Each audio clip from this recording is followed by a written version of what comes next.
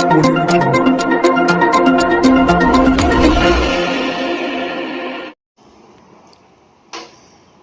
વરાછા રોડના ધારાસભ્ય શ્રી કિશોરભાઈ કાનાણી સુરત સહિત તમામ શહેરોમાં હેલ્મેટ ફરજિયાત પહેરવાના કાયદામાં સુધારો કરવા માટે ગૃહ વિભાગને વિચારવા કહ્યું.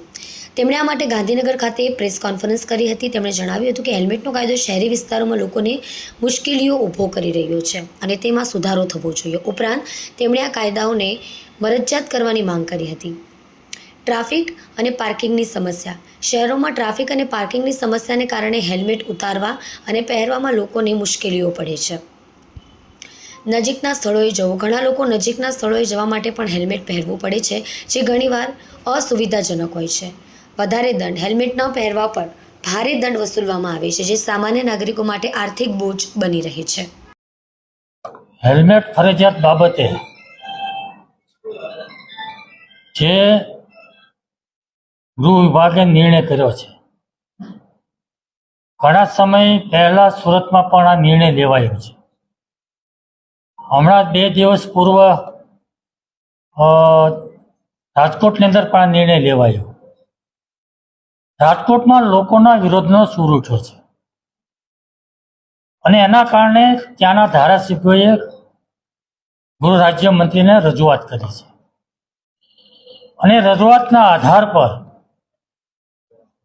મને જાણવા મળ્યા મુજબ આજે રાજકોટની અંદર એક કાર્યવાહીની અંદર પોલીસ વિભાગે વિચારવાનું શરૂ કર્યું છે અને કાર્યવાહી ત્યાં રોકી હોય તેવું લાગી રહ્યું છે. આ પ્રશ્ન સુરત સહિત ગુજરાતના તમામ મહાનગરનો છે. હેલ્મેટ ફરજિયાત પહેરવા માટે જે કાયદો છે એમાં લોકોને અનેક પ્રકારની મુશ્કેલીઓ પડે છે, અનેક પ્રકારની તકલીફો છે અને એના કારણે લોકો એનો વિરોધ કરી રહ્યા છે. તો મારી ગૃહ વિભાગને વિનંતી છે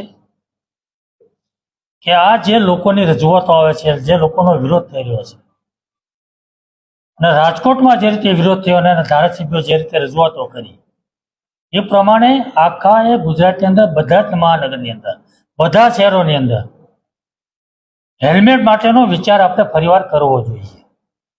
લોકોની પડતી મુશ્કેલી તકલીફો ને ધ્યાનમાં રાખીને એને સાંભળીને લોકોને મુશ્કેલી ન પડે અને તકલીફ ન થાય એ રીતેના નિર્ણય લેવો જોઈએ એવું મારું માનવું છે.